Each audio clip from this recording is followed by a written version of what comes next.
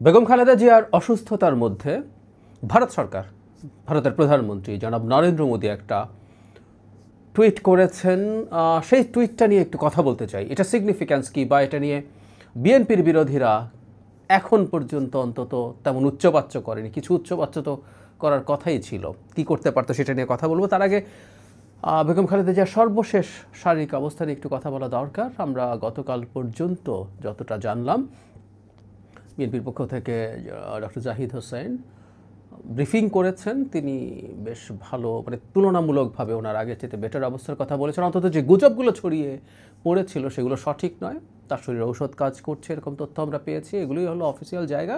প্রথম আলো একটা রিপোর্ট গতকাল বেশ রাতে আপলোড করেছে, সেখানে দেখা গেছে তার খুবই ভাইটাল কিছু অর্গান, লিভার, কিডনি, হার্ট, এগুলো কোনোটা ভালো কাজ করছে তো কোনোটা ভালো কাজ করছে না।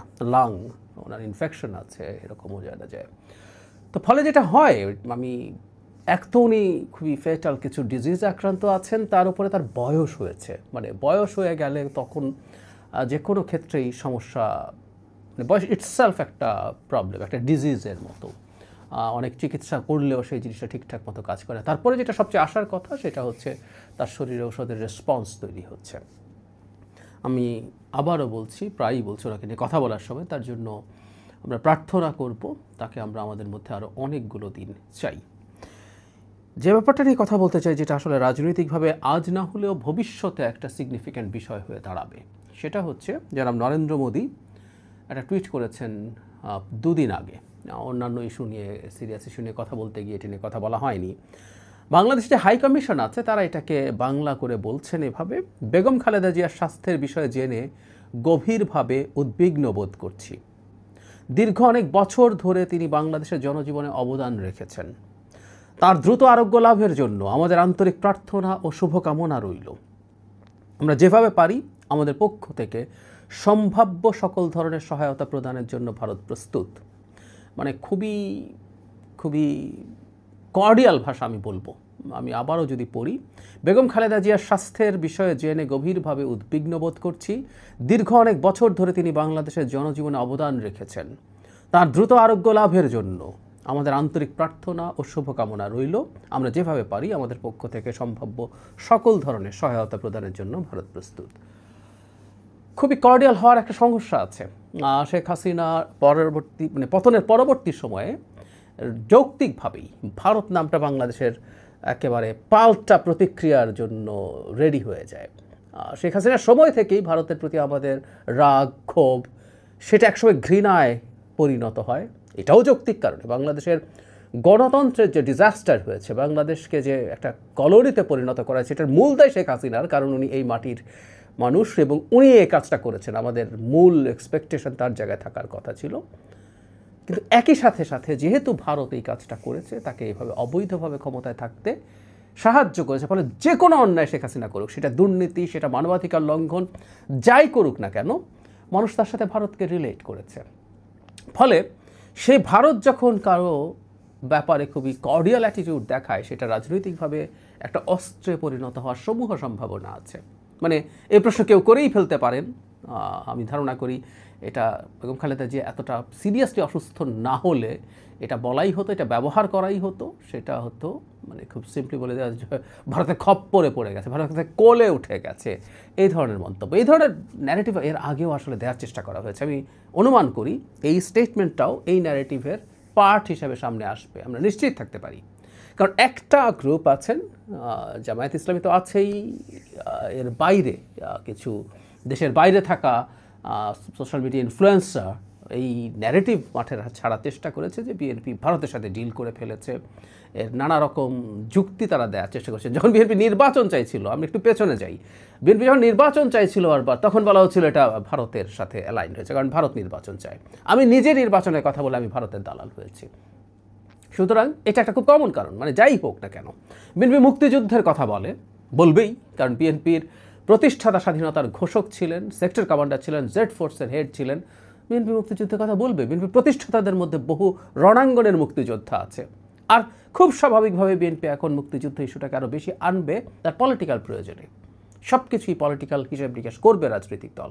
বিএনপির এখন এই মুহূর্তে প্রধান যে কম্পিটিটর সেটা জামায়াতে ইসলামী, তার অত্যন্ত অন্ধকার একটা জায়গা আছে মুক্তিযুদ্ধে, সুতরাং বিএনপি টানবে। কিন্তু যখনই মুক্তিযুদ্ধের কথা বলা হয় তখনই ওই মানুষগুলো বলতে শুরু করে এটা তো আওয়ামী ন্যারেটিভ, এটা তো ভারতের ন্যারেটিভ। আমরা বহুবার বলেছি আওয়ামী মুক্তিযুদ্ধের যে ন্যারেটিভ সেটাকে আমরা ডিসওন করি, সেটাকে আমরা কোনোভাবেই গ্রহণ করি না, আমরা ফেলে দেই। কিন্তু মুক্তিযুদ্ধ ঘটেছে এই দেশে আমাদের সবচেয়ে বড় জাতীয় অর্জন, সেটা নিয়ে কথা বলা হবে, বলতে হবে। এবং সেই সময় যারা বাংলাদেশের স্বাধীনতার বিরোধিতা করেছে পলিটিক্যালি এবং কোলাবোরেট করে পাকিস্তান মিলিটারির সাথে, এইগুলো গর্হিত অন্যায়গুলো নিয়েও কথা বলতে হবে। যাই হোক, ওটা ভারত হয়ে গেল। এখন এই জিনিসটা ছেড়ে দেওয়া হবে। নরেন্দ্র মোদী এত কর্ডিয়ালি বেগম খালেদা জিয়া সম্পর্কে এভাবে বলছেন, তো বিএনপি তো ভারতের কোলে উঠে গেছে বলার আরেকটা মোক্ষম মৌকা পাওয়া গেছে, যদিও সেই ব্যাপারটা ব্যবহার করা এখনও হয়নি। আবারও বলছি, এটা হবে। এটা বেগম খালেদা জিয়া অত্যন্ত অসুস্থ আছেন, এই কারণে ফর দ্য টাইম বিং ছাড় দেওয়া হচ্ছে। আর এই প্রসঙ্গে তো একটা কৌশল করা হচ্ছে, এটা একটু বিস্তারিত কথা বলবো। বেগম খালেদা জিয়াকে যথেষ্ট উঁচুতে তুলে দিয়ে যেন তারেক রহমানকে আক্রমণ করার এবং খাটো করে তুচ্ছ তাচ্ছিল্য করার একটা প্রবণতা আছে এই গ্রুপটার। ফলে এই মন্তব্যটা, মোদির এই মন্তব্যটা নিয়ে ফর দ্য টাইমিং তারা কিছু করেননি। কিন্তু আমরা এই মন্তব্যটাকে আসলে কীভাবে পাঠ করব সেটা খুব জরুরি। খেয়াল করে তিনি তার সব রকম সাহায্য সহযোগিতা করার কথা বলছেন স্টেটমেন্টে, এবং রিসেন্ট সময় আমরা বলবো বাংলাদেশ সরকারের সাথে, রিসেন্ট সময় না, ইনফ্যাক্ট সমস্যাটা অ্যাকিউট অবস্থা একটু কাটলেও রিসেন্ট সময় একটু এটা সংকটটা কমেছে, কিন্তু এই সরকারের সাথে সম্পর্ক ভালো না।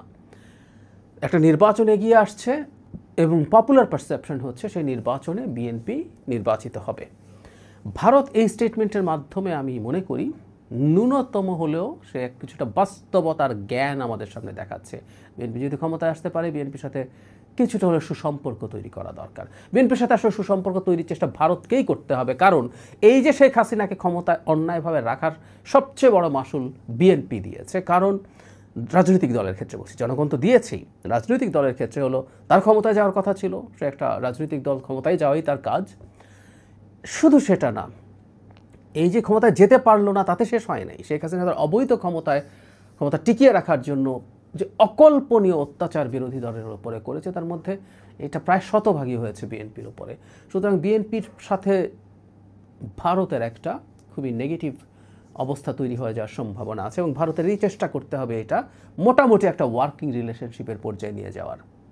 আর বিএনপির মতো দলেরও যেটা মনে রাখতে হবে সেটা হচ্ছে কি করা হয়েছিল সেটা না, এই ইন্টারন্যাশনাল রিলেশনসের ক্ষেত্রে আর ভারতের সাথে তো আমাদের জিওপলিটিক্যাল হিসাব আছে, কারণ আমরা পজিশনগত কারণেই আমরা পরস্পরের জন্য ইম্পর্টেন্ট। সো এই জিওপলিটিক্যাল কারণে তাদের মধ্যে একটা ওয়ার্কিং রিলেশনশিপ লাগবে। এবং আমরা প্রায় বলি এটা, এই সরকারের শেখ হাসিনার পতনের পর ডক্টর ইউনূসের এই সরকার যে বেঞ্চমার্ক তৈরি করেছে, ভারতের সাথে শত্রুতা করতে হবে না, ডক্টর ইউনূস কোনো শত্রুতার কাজ করেননি, কিন্তু মাথা উঁচু করে মেরুদণ্ড শক্ত করে নিজের স্বার্থের ব্যাপারে আলাপ আলোচনা করা, এটা আমাদের করে যেতেই হবে। সো বিএনপি সেটা করতে হবে। কিন্তু ভারতের দিক থেকে আমরা এই অ্যাটিটিউড দেখছি যে ভারত এনগেজ করতে চায় বিএনপির সাথে, ভারত বিএনপির সাথে কাজ করতে চায়। দীর্ঘদিন আমরা খেয়াল করেছি চায়না এই কাজটা খুবই কর্ডিয়ালি করার চেষ্টা করেছে, কারণ বেগম জিয়ার চিকিৎসার জন্য চাইনিজ একটা টিমও এসে হাজির হয়েছে, আমরা দেখেছি। শুধু সেটা না, বিএনপির বহু নেতা চায়নাতে গেছেন, চাইনিজ অ্যাম্বাসেডার বেগম খালেদা জিয়ার সাথে দেখা করেছেন, একাধিকবার সিনিয়র নেতাদের সাথে কথা বলেছেন। আর শেখ হাসিনার মানে পরবর্তী দিকে 2018 নির্বাচন বা তারপরের পুরো সময় আমরা চায়নাকে দেখেছি যে শেখ হাসিনার দাবেদারি করতে, সেই জায়গা থেকে তারা বাস্তবতা বুঝিয়ে দিকে আসছে। ভারত দেরিতে হলেও আমি ধারণা করি যে তারা এই চেষ্টাটা করছে বা করবে। এটুকু বলে শেষ করি, প্রায় বলি কথাটা, বাংলাদেশে একটা বিশৃঙ্খল পরিস্থিতি হওয়া, মুখে যাই বলুক না কেন, ভারতের জন্য সবচেয়ে সুবিধাজনক। আর সেটা যদি না হয়, সে একটা নির্বাচিত সরকার আপাতত চায়। এর মানে এই না সেই সরকারটাকে সে হাসিনা বানাতে পারবে। কেউ কেউ বলবে নির্বাচিত সরকার চায় মানে হলো আবার সেই সরকারটা হাসিনার মতো হয়ে যাবে। না, নির্বাচিত সরকার চায় কারণ এই সরকারের সাথে ভারতের যথেষ্ট খারাপ সম্পর্ক হয়ে গেছে। আর যেহেতু সরকারের একটা টেনিয়র আছে, এটা অল্প সময় শেষ হবে, ভারত আর এই ব্যাপারে কাজ করতে আগ্রহী না। এবং ভারতের অনেককে বলতে দেখেছি, এটাও সঠিক কথা, সেটা হচ্ছে এই সরকারের অনেকগুলো পাওয়ার সেন্টার আছে, একটা উপদেষ্টা পরিষদ আছে, দীর্ঘ সময় স্টুডেন্টরা, কোঅর্ডিনেটররা বেশ পাওয়ারফুল ছিল, মিলিটারি পাওয়ারফুল আছে, একটা মেইন সেটা সিদ্ধান্ত সঠিক হোক ভুল হোক একটা নির্দিষ্ট জায়গা থেকে সিদ্ধান্ত নেওয়া হচ্ছে, এটা না হলে একটা সরকারের সাথে কাজ করা খুবই টাফ। সো ভারত আগামী নির্বাচনে বাস্তবতা বুঝতে পারছে, আমরা এটাকে ওয়েলকাম করতে চাই এবং বিএনপিরও উচিত হবে, মানে জামাত যে ক্ষমতায় আসে সে টাইপের কথা বলতে প্রস্তুত নই, জামাত ক্ষমতায় আসছে না, বিএনপি ক্ষমতায় যাবে যদি নির্বাচনটা ফেয়ার হয়, ঠিকঠাক মতো হয়। সেই বিএনপিরও উচিত হবে ভারতের সাথে একটা working relationship as early as possible establish করা এবং অবশ্যই সেটা দেশের স্বার্থ, দেশের মর্যাদা বিকিয়ে দিয়ে না। এই সচেতনতা আমি বিশ্বাস করি বিএনপি নেতৃত্বের আছে।